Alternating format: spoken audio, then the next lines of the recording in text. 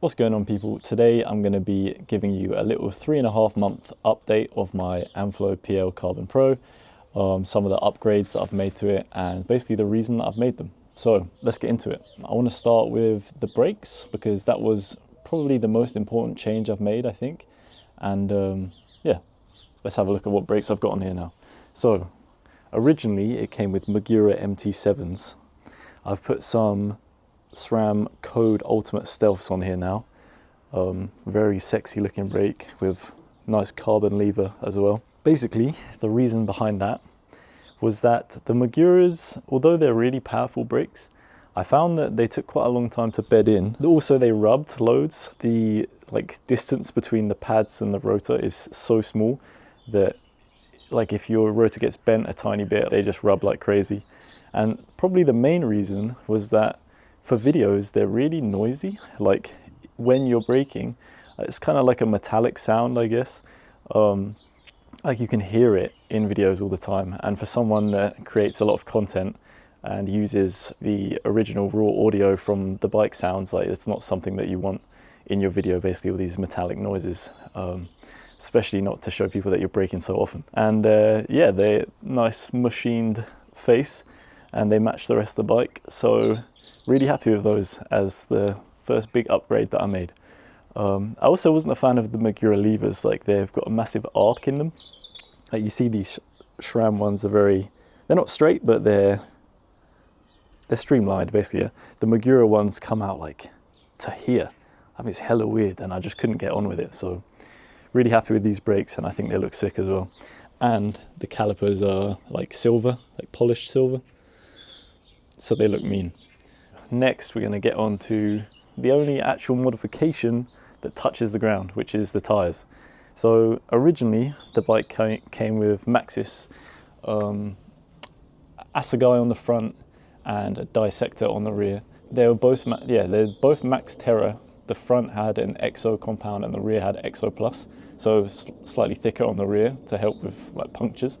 But personally, I couldn't get on with the rear tyre. I like the Assegai. Assegai is a great front tyre, I think, but the rear Dissector, we just came into British winter as well, and having a less aggressive tyre on the rear with such a powerful motor for uphills and for riding downhill as well, with braking, the centre knobs just weren't big enough, I didn't find, and for climbing, with the centre knobs not being as aggressive as many tyres, you just couldn't get as much grip on the uphills, and that is something you really need with this motor because it's so powerful and you get a lot of wheel spin. So yeah, I've put on some Continental Crypto towels. They've got a rear and front specific. These are really confusing. I never really know what these mean. Well, I had to do some research into it. I find that with tyres all the time.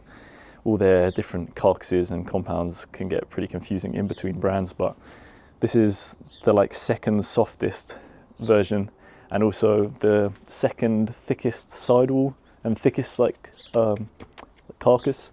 So it's more like a trail tyre. I wanted to keep the bike still quite lightweight, so I didn't put any downhill tyres on, but yeah, I'm pretty happy with them so far. I kind of wish that I'd gone with the Argo towel on the front instead of the Crypto towel, because this is very similar to an Assegai, but I think in the UK winter, I want something a bit more mud spike-esque. Probably the most controversial part of this bike is the cockpit, or it's what I've been hearing most about in other people's reviews. And for me, I have to agree with what most people were saying. The stem, I'll show you the original stem. I got it in my pocket, if I can find it. Where is it? This stem. It's a very beautiful stem. It looks really cool. Very clean one-piece stem.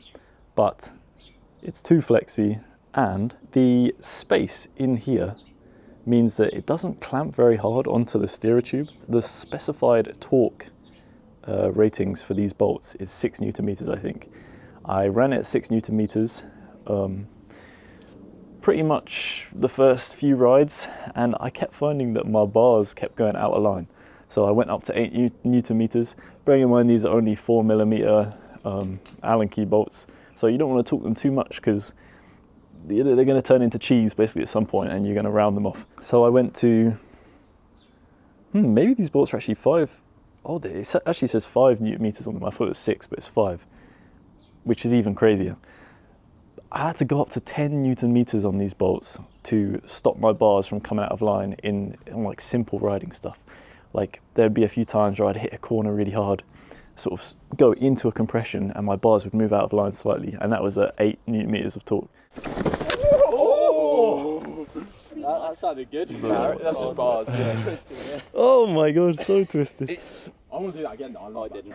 So yeah, I went up to 10, and at that point I was starting to think, yeah, maybe I should just get a new stem. So that's what I've ended up doing. I've got this nice silvery Bergtech Enduro stem. It's the same 35mm length, so nothing really changes, 0mm stem. So yeah, I think it looks good though. I mean, look at how it's going to clamp the steerer compared to this one. Like, I understand they've done it for weight saving. They've made this super light, but I think for a mountain bike, for an electric mountain bike, like, you have to make some compromises. Like, there's some things you have to make a bit heavier, and I think that is an important one. I would recommend anyone that owns this bike, I would do something similar. You either over tighten those stem bolts as much as you can, not as much as you can, but like to a tight amount, or you replace that stem. What's next? I've got something else in my pocket. The stock grips. So I think these grips are actually quite nice. I don't know how in focus this is going to be, but they're nice. They got a bit of stickiness to them. They got some grip to them. There's nothing wrong with these. Like, you can happily run these, but personally, in the wet weather, like, I want something with a bit of waffle on the bottom, like this. I don't know if you can see that. It just means that your hand is going to slip less when you get sweaty hands, or it gives your fingers something to grip onto, basically. Yeah. So I mean, it's not so much of a problem if you wear gloves with these grips, but if you go gloveless, or if your gloves get wet, it's just better to have a bit of waffle on there, I think. I also tried the PT's grips, which I actually preferred them to these DMR Death grips, but I stupidly sold them on my other bike, so I don't have them anymore, but I'm thinking of getting some more. So yeah, grips, you can run these, like I said, but it's a nice touch, and everyone changes grips, don't they? It's like one of those personal preference things. So yeah, grips, what else we got? I actually removed my right hand controller, and I've been sort of playing around with taking it off, putting it back on again, and I'm not sure if I've really come to a decision of what I'm happier with at the moment. Obviously I've left the left hand controller on, but this one, is something about it not being on there that just looks super clean to me. Like, the cockpit just looks way cleaner than having this on there. But I do find sometimes if I do want to switch between menus like this, like, it's way easier to do it with this on the handlebar as opposed to actually using your touchscreen. And sometimes the touchscreen doesn't work as well with gloves on, like when you're actually riding. So yeah, I'm undecided about this, taking this off. I might basically put it back on, but we shall see. Now, probably the most visibly noticeable upgrade I have made is I've taken off these original Amflow cranks and I've put on some Forks hex cranks. And it's probably the most in-your-face thing about this. I didn't have an issue with these cranks. I've seen online that some people have reported that they've bent them. Personally, I've crashed a few times on this bike already. I mean, I'm not the heaviest guy. I'm like 70 kg, so to be fair, I'm not putting as much force as some people might be putting through them. But yeah, I haven't had a problem. I just think these look sick. They were sent to me by Forks, and yeah, I mean, just look at them. They match the pedals, they match the stem, they match the brakes, and well, you can let me know in the comments, but I think they look way better than the original. They're also 5mm shorter. These are 160mm cranks, and these are 155. They are, however, 80 grams heavier, but supposedly they should be stiffer, stronger, and a little bit shorter. So it was 80 grams that I was happy to take on board, basically. Next thing, it's not really an upgrade, it's just a personal preference thing, but I've put these pedals on. You've probably never seen these pedals before. They're from actually one of my friend's brands.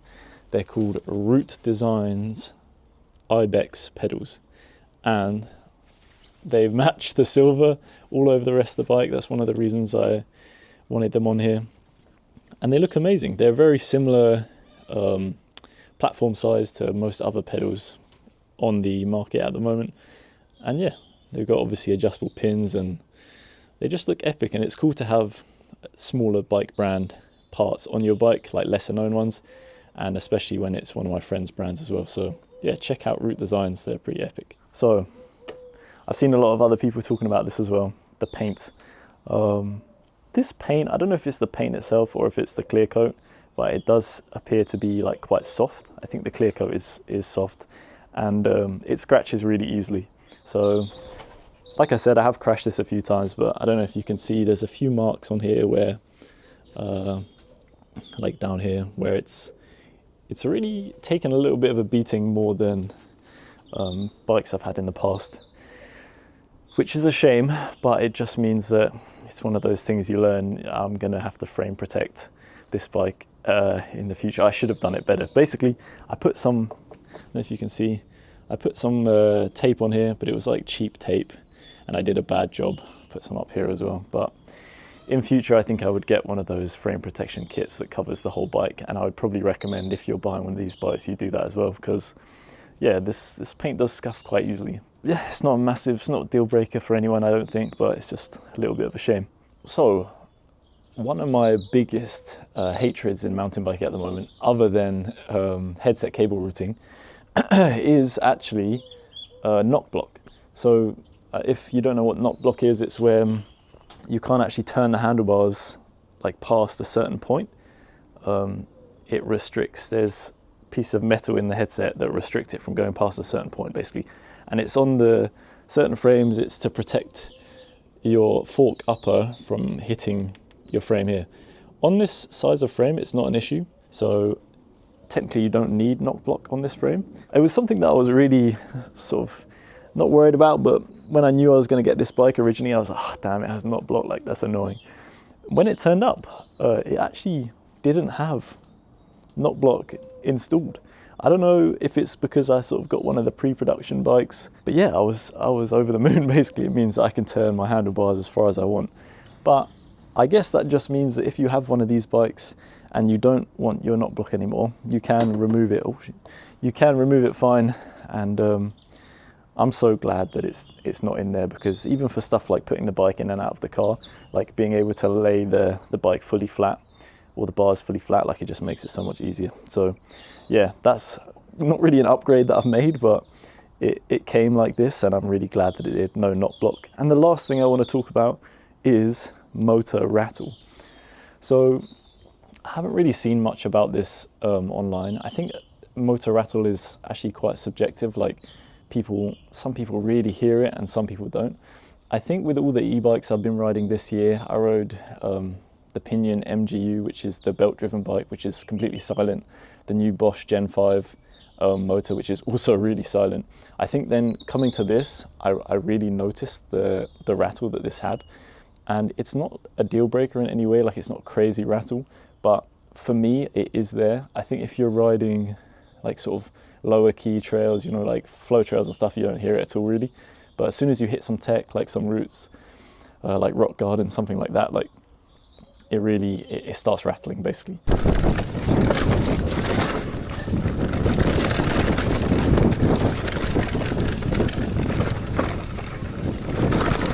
I did contact the guys at Amflow and see if there's something wrong with my motor, or because no one else was really speaking about it.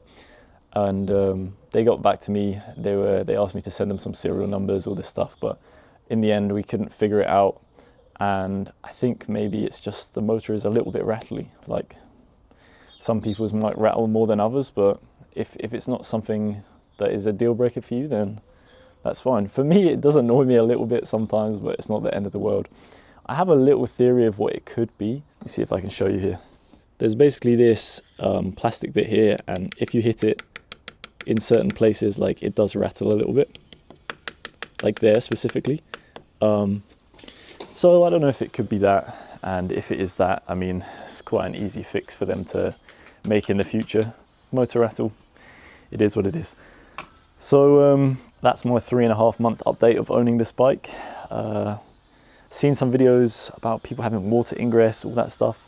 I haven't had an issue with the bike in any other way really. I'm loving it. I've been sending it on some jumps, some downhill tracks, all this stuff, and it's been amazing. It's probably, well, it is definitely my favorite e-bike I've ever ridden. Like, and I think value for money wise compared to everything else on the market, it is the best. It's what I would spend my own money on personally if I was to buy an e-bike at the moment. I'd probably buy the silver one, the lower spec one, and just put some upgrades on it, similar to what I've done with this one. But yeah, that one being just under £6,000 is, with this motor and battery, is pretty wild. So yeah, hopefully you enjoyed this video and you found my insights somewhat useful. And yeah, if you did, I'd really appreciate it if you liked and subscribed. And let me know in the comments if you have any other questions about the bike, because I'm happy to answer them. Or hit me up on Insta, because I've been posting a lot of riding footage on this bike on there. So yeah, I'll put my Insta somewhere on the screen. But yeah, cheers for watching, and I'll see you in the next one.